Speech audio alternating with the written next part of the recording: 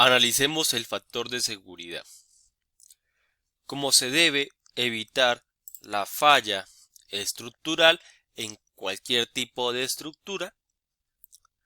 Las cargas que una estructura debe soportar deben ser mayores que las cargas que se someterá cuando esté en servicio, cuando se esté usando la estructura.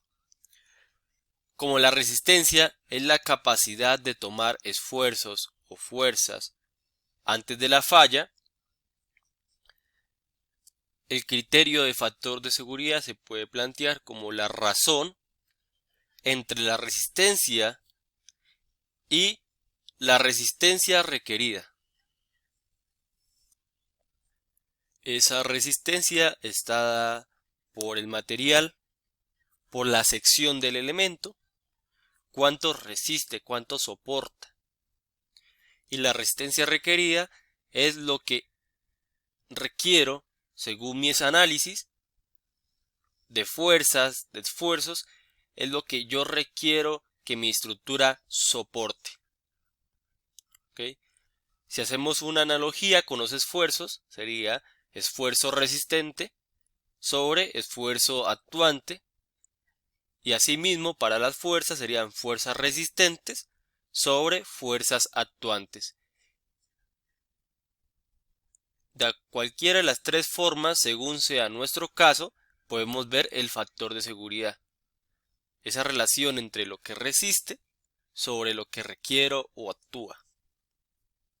Como la resistencia de un elemento está ligada a el comportamiento del material que éste está compuesto, este a su vez está ligado, por ejemplo, a sus gráficas de esfuerzos versus deformación unitaria.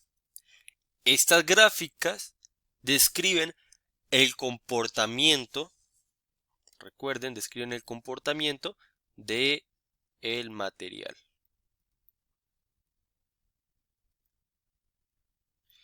Y recuerden que habían unos límites.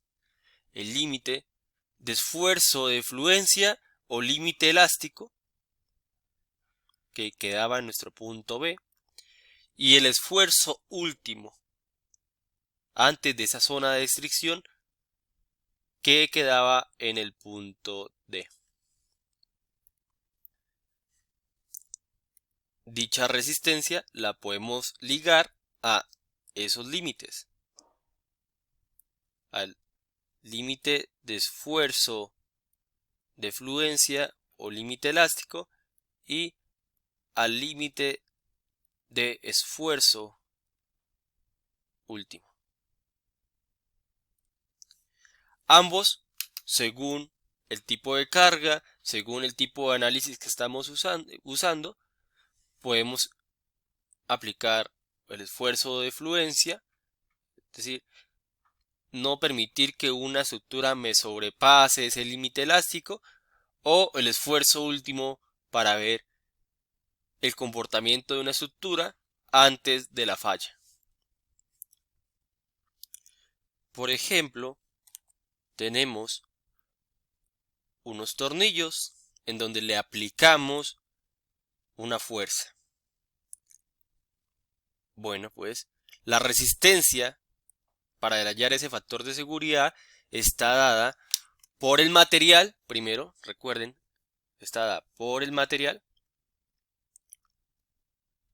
¿cierto? ¿De qué material está hecho, por ejemplo, esos tornillos? ¿Sí? En este caso son de acero. ¿Y de qué más depende la resistencia? De la sección del elemento, ¿sí? Esa sección del elemento es el área, para este caso, el área de los tornillos.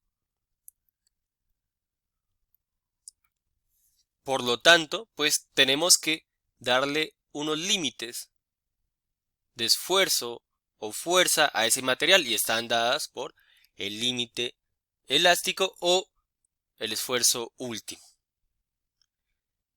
Y recuerden que la resistencia de un elemento está dada por el material, que eso es lo que nos aporta el material, estos límites, y la sección del elemento. Entonces coloquemos acá la sección del elemento.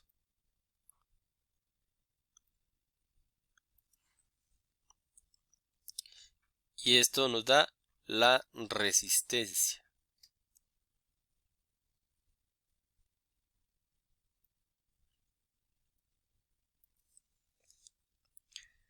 Ahora, ¿cuál es la resistencia requerida? El esfuerzo actuante, la fuerza actuante en este caso, la fuerza de 110 kilonewton.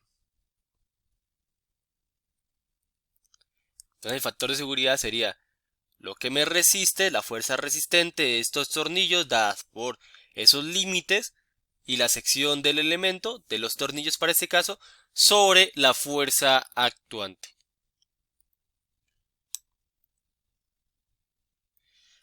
Otro ejemplo que tenemos de este factor de seguridad de la aplicación es para hallar la estabilidad de un muro de contención. La estabilidad ante unas cargas que lo intentan desestabilizar, lo intentan voltear. Es decir, para este caso, el muro de contención, el factor de seguridad ante un volcamiento, le llaman en ingeniería el volcamiento, va a ser igual a las fuerzas resistentes. ¿Quiénes serían las fuerzas resistentes para este caso? Unas fuerzas estabilizadoras sobre las fuerzas actuantes. ¿Quiénes serían las fuerzas actuantes para este caso? Unas fuerzas volcantes o de esas desestabilizadoras.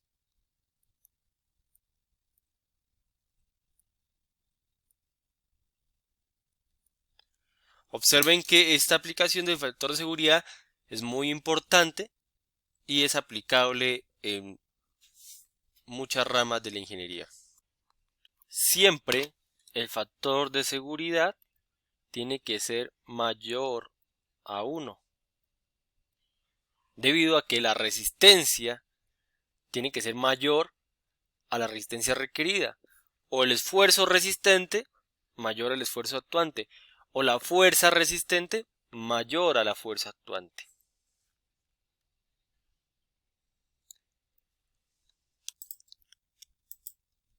Ahora observemos otro concepto que está ligado al factor de seguridad y es la resistencia permisible de un material. La resistencia permisible es la capacidad permisible de un elemento, ojo con la palabra permisible, es decir, cuánto permite resistir las cargas, esfuerzos o deformaciones con un factor de seguridad adecuado. Por lo tanto, resistencia permisible es igual a la resistencia del elemento sobre un factor de seguridad. Bueno, ¿qué es un factor de seguridad adecuado?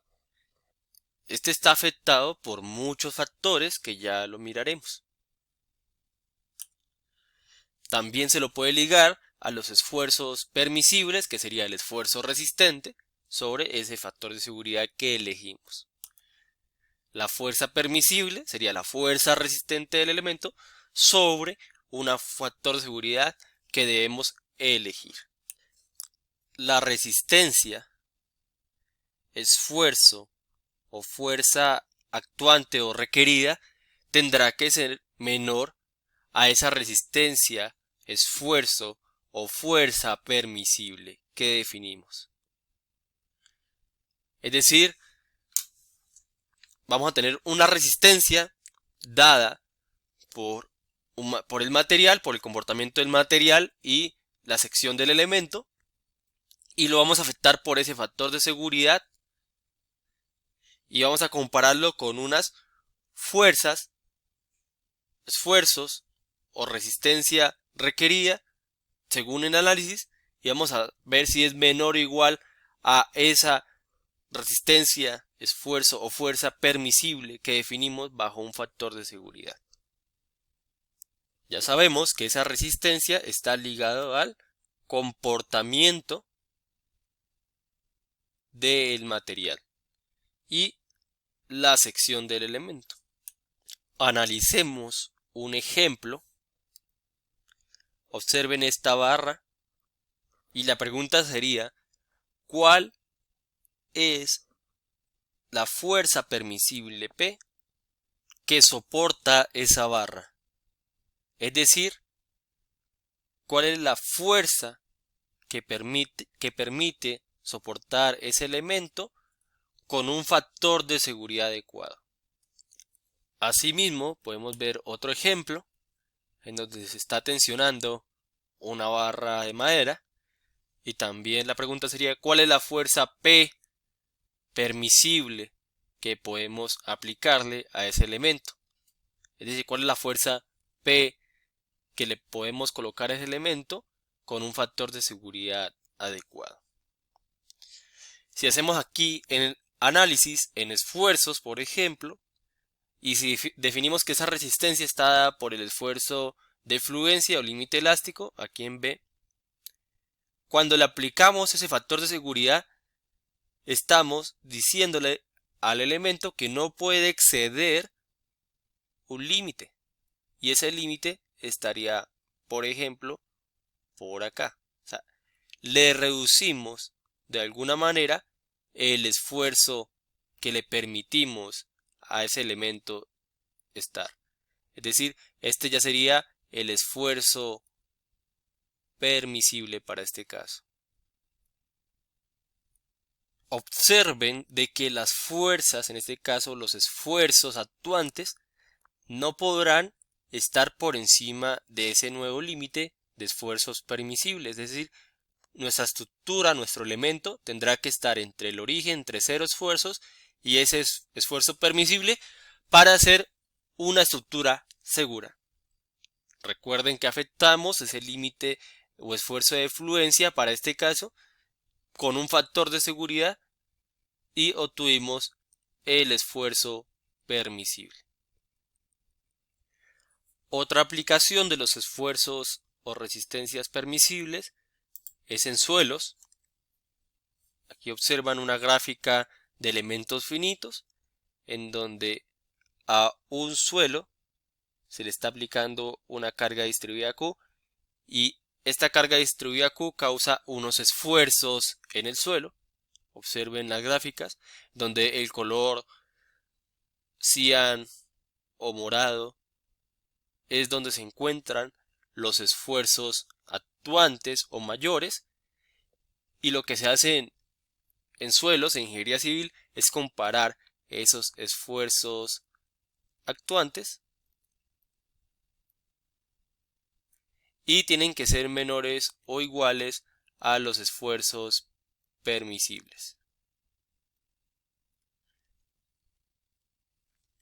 Es decir, recuerden que este esfuerzo permisible ya está afectado por un factor de seguridad adecuado. Bueno, ahora nos preguntaremos, ¿y cómo se define ese factor de seguridad adecuado? Pues depende de muchas cosas o factores, ¿sí? Primero hay que tener presente que existen normas de diseño y esas normas también colocan factores de seguridad, ¿ok? Pero en sí entendamos de qué depende esos factores de seguridad que nos instauran o nos dicen las normas. Ese factor de seguridad depende de, primero, de las variaciones que puedan ocurrir en las propiedades del elemento. La composición, la resistencia y dimensiones del elemento están sujetas a pequeñas variaciones durante la construcción o manufactura. Además, las propiedades del material pueden alterarse y con ello introducir esfuerzos residuales debido al calentamiento o deformación que puede ocurrir durante la construcción o manufactura de nuestros elementos. Por ejemplo, en la construcción de elementos o estructuras en concreto. Recuerden que el concreto está hecho en una fábrica o está hecho en obra. Por lo tanto, está sujeto a errores humanos. Es decir, que la resistencia del elemento se puede ver afectada por la propia resistencia del material debido a malos manejos de obra, debido a que no le echaron buen cemento, debido a que ese día hizo mucho sol, entonces se evaporó el agua y no hubo un buen fraguado del concreto. Entonces noten todos estos tipos de factores que influyen en la resistencia de un elemento. Segundo, número de cargas que pueden esperarse durante la vida de la estructura o máquina. Cada tipo de estructura puede estar sometido a diferente número de cargas durante su vida útil. Por ejemplo, un puente todos los días, si es un puente público, por ejemplo, todos los días tienen que pasar vehículos como camiones, carros pequeños, tractomulas, un sinnúmero de cargas. Humanas también pasan por el puente. Y esto produce un efecto que en ingeniería llamamos la fatiga. El elemento se fatiga por el número repetitivo de cargas. Tercero, tipo de cargas que se han planeado para el diseño o que puedan ocurrir en el futuro. Muy pocas situaciones de carga se conocen con certeza. Las alteraciones futuras o cambios en el uso pueden introducir cambios en la carga real. Para cargas dinámicas, por ejemplo, que son cíclicas o de impulso, se requieren mayores factores de seguridad. Los sismos es un ejemplo de cargas dinámicas, y estas cargas dinámicas también afectan nuestras estructuras. Observen que tendríamos dos tipos de cargas: cargas estáticas, que ya la hemos visto, y las cargas dinámicas. Pero se preguntarán en sí cuál es la diferencia entre una carga estática y una carga dinámica. Esa diferencia está dada por una variable, y esa variable es el tiempo. El tiempo de aplicación de la carga nos dice si es estática o dinámica. Observémoslo acá mediante un ejemplo muy sencillo. Tenemos acá una viga sobre dos columnas y le vamos a aplicar una carga. Y observemos que el efecto que causa en la viga depende del tipo de carga. Y ese tipo de carga, si es estática o dinámica, depende del tiempo de aplicación.